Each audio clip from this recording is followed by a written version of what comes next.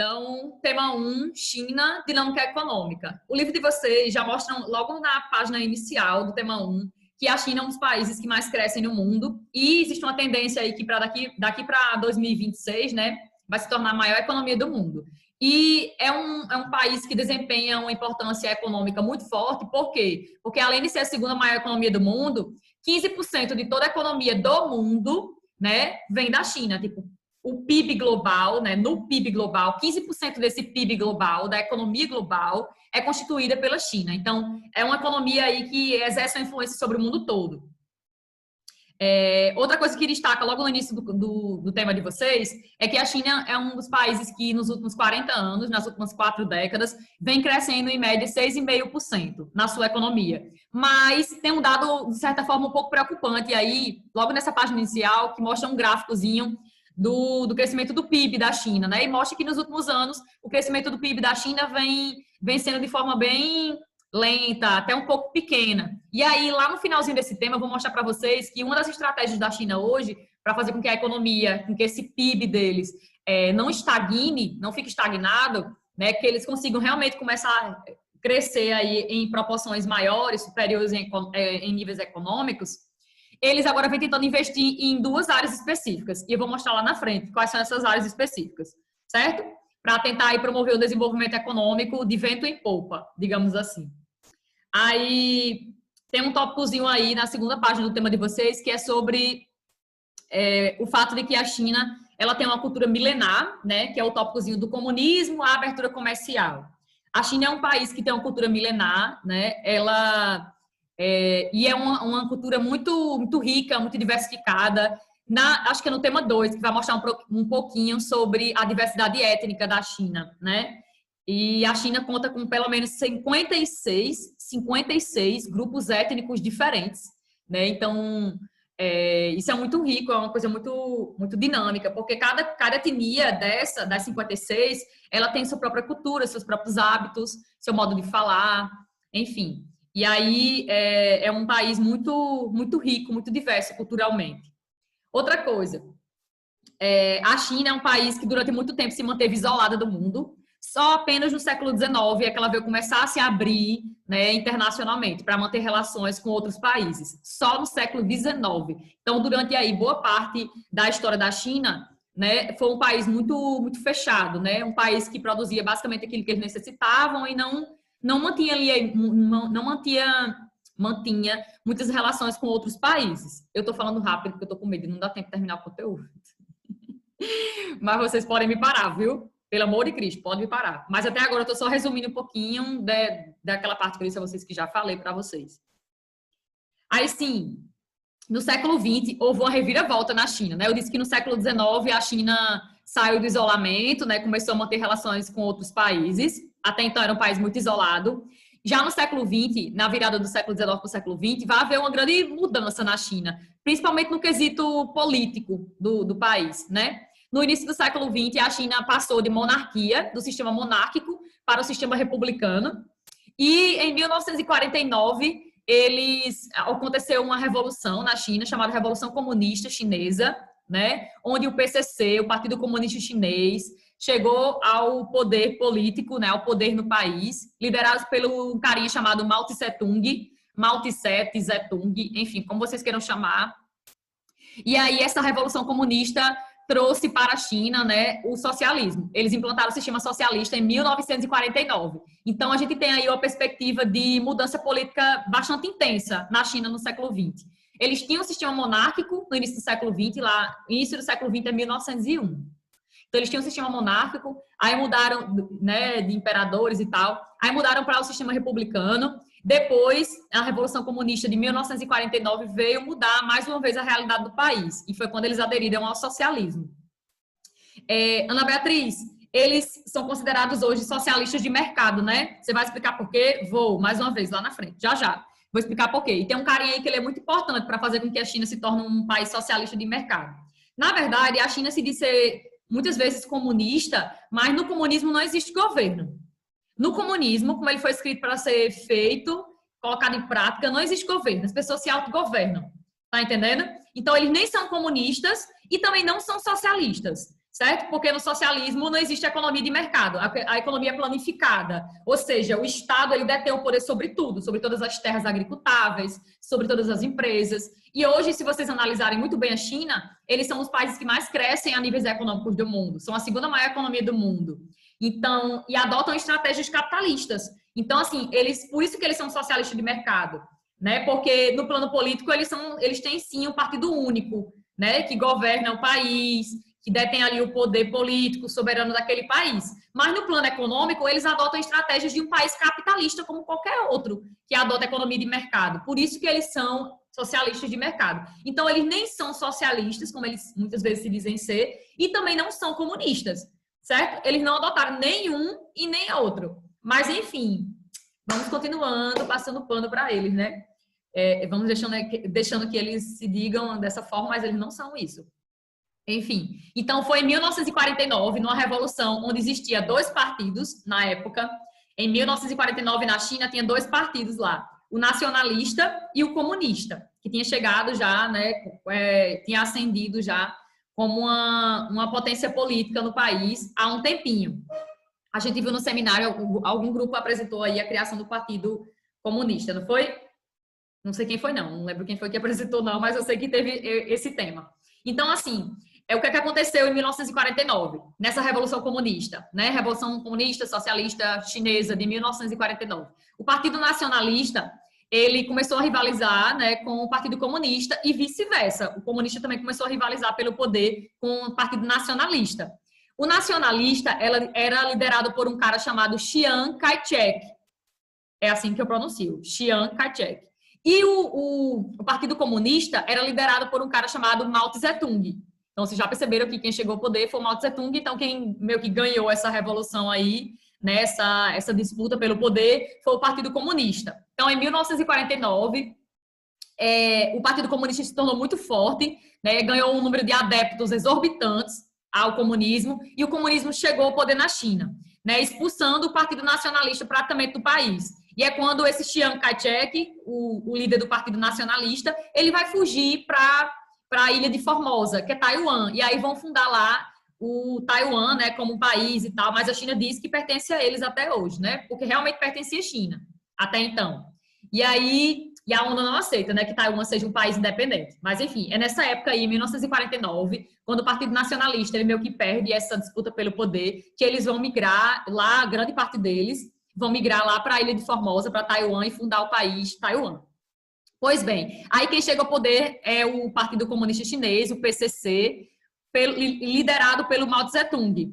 Aí o Mao Tse-tung chega ao poder nesse ano de 1949 e começa a implantar uma série de mudanças. Sendo assim, e ele chamou esses planos de mudanças de grande salto para frente. Ele queria botar realmente a China para frente, né, desenvolver a China. E aí ele promoveu duas coisas no país para tentar fazer esse grande salto para frente. Primeiro que, antes de eu falar do grande salto para frente, é preciso destacar que quando a China adota o socialismo, em 1949, ela adota tendo a União Soviética como um espelho, assim, como um exemplo, porque a União Soviética já era socialista, né? Tipo, a Rússia se tornou socialista na Revolução de 1917 e a União das Repúblicas Socialistas Soviéticas, ou a Soviética Socialista, eu sempre troco o final. A União Soviética, ela passou a existir mesmo em 1922, né, com a união ali de várias nacionalidades, mas já era socialista. Ok. Então, a China, quando se tornou socialista, o Mao Tse-tung, ele fez meio que um acordo diplomático com a União Soviética e tentou, assim, de certa forma, manter relações com a União Soviética, porque a União Soviética era o maior exemplo de um país socialista no mundo, até então.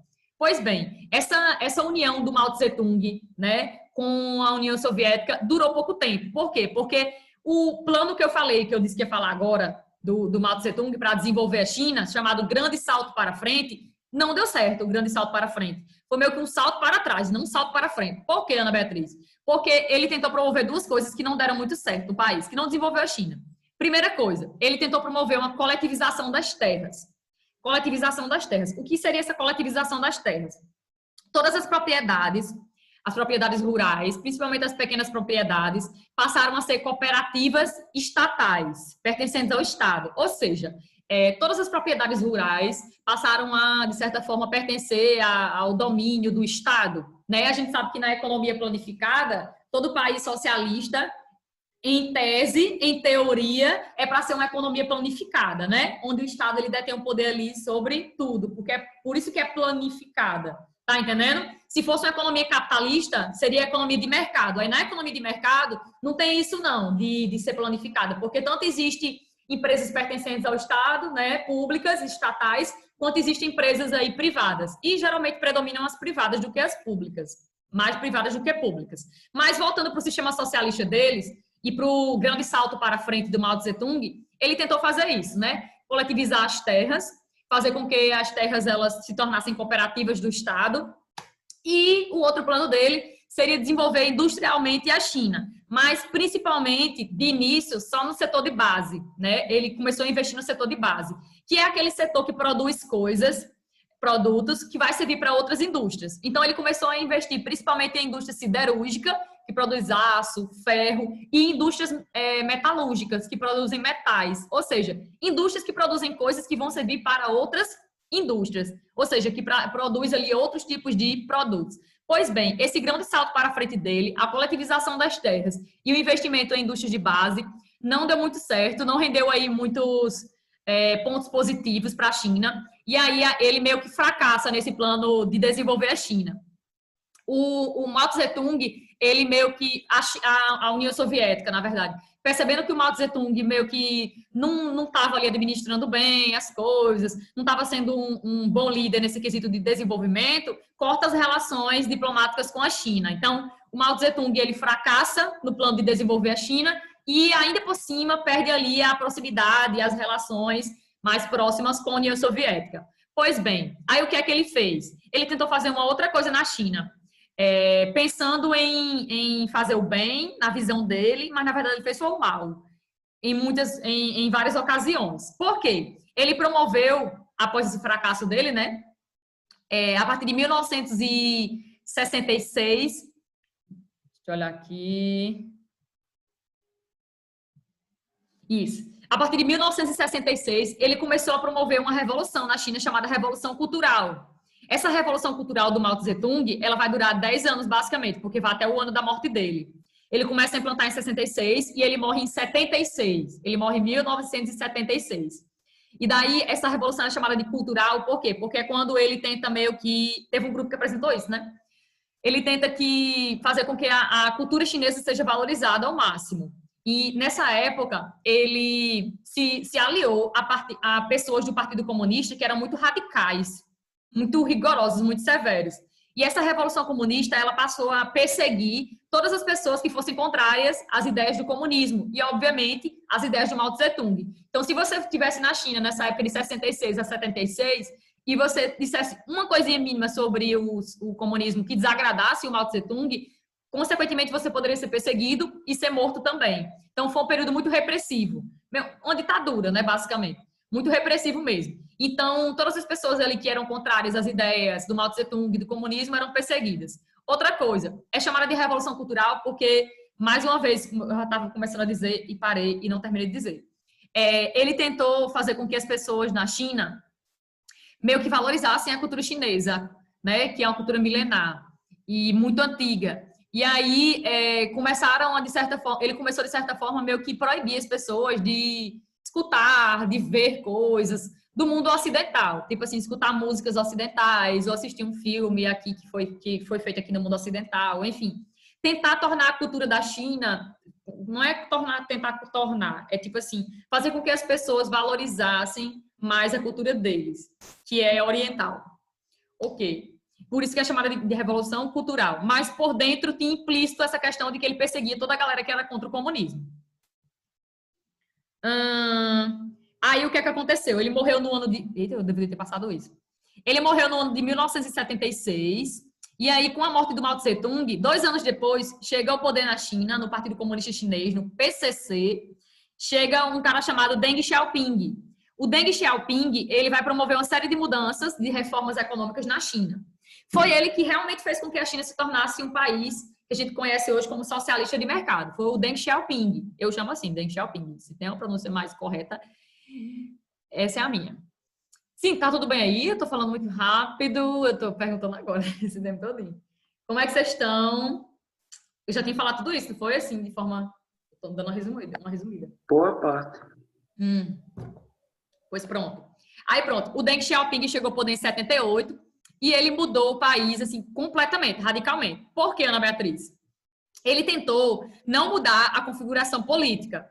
Tipo assim, continuaram tendo um partido único, né? Onde esse partido único tenha um poder sobre poder político, sobre a nação e tudo mais. Ok. Mas no plano econômico, ele começou a abrir a China para o mercado internacional, para atrair o máximo de empresas transnacionais, principalmente vindas do Japão e dos Estados Unidos, para fazer com que a China ela se dinamizasse economicamente.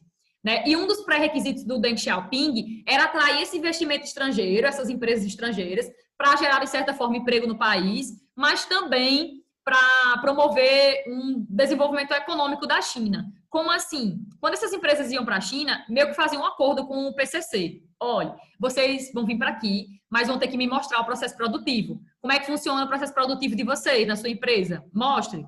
Qual a tecnologia que vocês utilizam? Como é o processo administrativo da sua empresa? Então, assim, existe um acordo.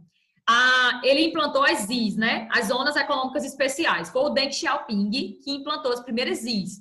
E lembrando que essas ZIs, elas tinham como modelo já Hong Kong. Porque Hong Kong, nessa época aí, porque as primeiras ZIs que foram implantadas na China, no litoral da China, foi na década de 80. No início da década de 80, foram implantadas as primeiras ZIs. Lembrando que o Deng Xiaoping chegou ao poder em 78. Então, assim, praticamente ele entrou, já começou a promover lá mudanças e na década de 80 começou já a implantar essas regiões altamente industrializadas no litoral da China. E daí ele tinha meio que esse contrato com as empresas que iam para lá, né? Olha, vocês vão vir para aqui, mas vão ter que me mostrar como é que funciona isso e aquilo. Ok. Mas aí vocês se perguntam, Ana Beatriz, se ele fez isso, o que é que ele, de certa forma, oferecia para essas empresas que iam para lá? Porque a gente sabe que empresa transnacional, ela só vai para um país se ela vê vantagens. E aí, o que é que a China tinha de vantagem para fazer com que essas empresas fossem para lá? Principalmente empresas do Japão e empresas dos Estados Unidos. Que isso é algo estratégico, na verdade, né? O Japão está ali bem pertinho do litoral da China e Estados Unidos também, né? De certa forma. Está próximo ali do litoral. Então, eles tinham 3 coisas que faziam com que atraísse o maior número de empresas transnacionais japonesas e estadunidenses. Que seria o quê? Oferta de mão de obra abundante e barata. Eles tinham também, de certa forma, o governo começou a oferecer incentivo fiscal para a vinda dessas empresas, a instalar uma infraestrutura necessária para o suporte delas, para elas se fixarem. E também tinham portos, né? Elas se fixaram no litoral justamente pelo fato de que ficava próximo de portos e aí ficava mais fácil para escoar os seus produtos. Então, oferta de mão de obra, incentivo fiscal e facilidades para exportação dos seus produtos. 3 coisas que favoreceram aí, de certa forma, essa vinda de muitas empresas transnacionais japonesas e estadunidenses. Muita mão de obra, incentivo do governo para a vinda com a infraestrutura necessária, enfim, incentivo fiscal, diminuição de imposto. E outra coisa foi a questão do facilidade para exportar os seus produtos, né? Porque ficavam próximos aos portos.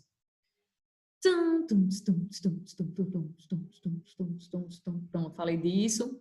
Aí, como eu falei, eu disse para vocês que essas ZIs, elas tiveram como exemplo Hong Kong, porque Hong Kong, nessa época aí, pertencia ao Reino Unido ainda. Hong Kong era uma cidade, uma região que pertencia à China durante muito tempo, mas a China perdeu numa guerra que houve com a China e Reino Unido, chamada Guerra do Ópio. Perdeu o território de Hong Kong na Guerra do Ópio. Aí Hong Kong passou a ser ocidentalizada. Isso foi em 1842, essa Guerra do Ópio, que eles perderam, né? E aí o que acontece no século XIX? Aí Hong Kong começou a ser ocidentalizada. Hong Kong parece muito com Nova York, com cidades aqui do Ocidente, porque o Reino Unido realmente investiu maciçamente, industrialmente e economicamente em Hong Kong. É tanto que hoje em dia, se você olhar para Hong Kong, não parece com a China. Tipo, é uma cidade que não parece com a China, parece com o mundo ocidental e não com o mundo oriental. Pois bem, então nessa época aí das ZIs, Hong Kong já estava bem desenvolvida, já era um tigre asiático em expansão, enquanto o resto da China ainda estava muito atrasada. Por isso que eu digo que Hong Kong se viu como exemplo para que o Deng Xiaoping implantasse essas regiões super industrializadas no litoral chinês. Foi tipo um exemplo, né? Tomou por base ali o desenvolvimento de Hong Kong, desenvolvida já por causa do Reino Unido. E para terminar essa parte de Hong Kong, já que eu tenho que falar de Hong Kong, tá aqui no livro de vocês, Hong Kong hoje é uma região administrativa especial chinesa, assim como a cidade de Macau, que pertencia a Portugal e passou de novo a pertencer à China. São regiões administrativas especiais. Como assim, Ana Beatriz? São cidades que possuem uma certa autonomia administrativa para se organizar, para administrar o território, as pessoas e tudo que há. Ok, tem uma certa administração ali própria, né, que está distante dessa questão do Partido Comunista. O Partido Comunista ele não pode intervir tanto na administração de Hong Kong, não pode. E de Macau também, porque também é uma região administrativa especial. E aí, no acordo que foi feito com o Reino Unido, no ano de 1997, final do século XX, foi feito um acordo, né, onde o Reino Unido devolve o território de Hong Kong para a China com pré-requisito. Olha, vocês não podem modificar a estrutura administrativa daqui durante 50 anos. Então, até 2047, vocês não podem mudar nada aqui em Hong Kong, nessa questão administrativa. Mas, por exemplo, se a China entrar numa guerra com outro país, se Hong Kong entrar num conflito com outro país, quem é que representa? É o PCC, é o governo da China que vai representar. Tanto militarmente, quanto em relações exteriores também. Quem representa Hong Kong é o PCC, certo? É a China mesmo. Eles têm uma administração especial, mas para outros quesitos, o militar, o de relações diplomáticas, enfim, aí quem representa é a China mesmo. Então, até 2047 vai rolar ainda muito auê, né? Eu tenho certeza que ainda vai acontecer muito fuzuê. Por quê? Porque tá havendo muitos movimentos, muitos protestos em Hong Kong atualmente. Em Hong Kong, atualmente, tá tendo muito protesto. Pessoas aí, de certa forma, achando ruim o fato de que o governo chinês tá muito presente em Hong Kong, e eles não deveriam estar, e estão tentando implantar a mesma ditadura que existe na China dentro de Hong Kong. E eles querem, de certa forma, ter uma certa liberdade democrática, que eles já vivenciaram isso durante muito tempo com o Reino Unido. Enfim, eu não duvido nada que daqui para 2047 exista aí uns movimentos separatistas, surja um movimento separatista em Hong Kong e eles tentem se separar da China. Mas acho muito mais difícil ainda a China deixar que isso aconteça, porque Hong Kong é uma das principais cidades economicamente da China. Então, acho muito difícil acontecer. Mas acredito que vai acontecer. Movimento separatista, acredito que vai acontecer. Aí, para terminar o tema 1, a interiorização do desenvolvimento. A gente vai ver que é logo na última página do tema de vocês, isso aí, a interiorização. Como eu falei, quando o Deng Xiaoping chegou ao poder, né, em 78, e no início da década de 80, que ele começou a implantar as ZIs, as Zonas Econômicas Especiais, essas ZIs foram implantadas nas proximidades do litoral. Então, a gente vai ver que o litoral chinês é a área mais densamente povoada do país, tanto por isso quanto historicamente, porque historicamente as pessoas na China, elas se fixaram mais em duas áreas específicas. No litoral, para a questão da sobrevivência dos povos, sobrevivência. Então, historicamente, os chineses, eles com o tempo, passaram a se fixar mais no litoral e dentro do território, né, no interior, se fixaram nos locais próximos a rios, a corpos hídricos, planícies de rios, né, onde tem rio. Por quê? Porque é necessário para a sobrevivência, a gente não vive sem água. Enfim, para a agricultura, para a domesticação de animais. Então, historicamente, isso já vinha acontecendo. Sendo que, quando o Deng Xiaoping implantou as ZIs, começou a haver um processo muito intenso de migral. Travou aí? Travou. Eu percebi que deu uma travada na minha imagem total. Pronto. Aí, quando o Deng Xiaoping realmente começou a implantar as ZIs, houve uma migração muito intensa de pessoas para o litoral, né? Buscando ali melhores condições de vida, emprego, salário, enfim. E aí, o litoral se tornou uma área mais próspera ainda em nível populacional. É tanto que o livro diz aqui, ó, que as áreas das ZIs, onde se concentram as ZIs, a gente vai ver que vão ter as cidades aí mais populosas, né, da China, geralmente, onde a gente vai encontrar mais de 10 milhões de habitantes em uma cidade. Isso é uma megacidade. Existe um conceito em geografia urbana chamado de megacidade. No Brasil, a gente só tem uma megacidade. Na China tem várias, certo? Uma megacidade, no caso aqui é São Paulo, que é a única cidade do Brasil que tem mais de 10 milhões de habitantes. Uma megacidade é uma cidade que tem mais de 10 milhões de habitantes ou a partir de 10 milhões de habitantes. Então, na China tem várias, mas principalmente condensadas no litoral, né? Sobretudo nessas áreas das IS, por causa do desenvolvimento econômico dessas cidades, né? Promoveu aí um intenso fluxo de pessoas do campo para as zonas urbanas, principalmente para o litoral por causa disso, enfim. Aí, preocupada com o desenvolvimento do interior do país, o que é que o governo chinês fez? Gente, a gente precisa resolver uma questão aqui. A gente precisa desenvolver o interior da mesma forma que o litoral já está desenvolvido. O litoral já é muito desenvolvido economicamente. A gente precisa agora investir no interior para fazer com que as pessoas também migrem para essa parte interiorana, passem a povoar e, de certa forma, desenvolver o interior do país economicamente. A gente precisa desenvolver o país como um todo. E aí, o que é que aconteceu?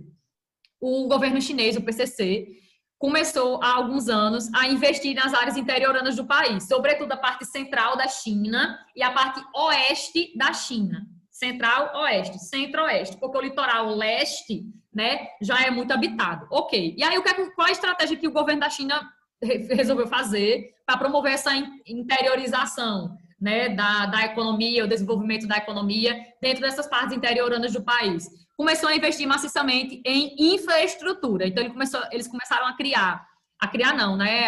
A produzir, a construir rodovias,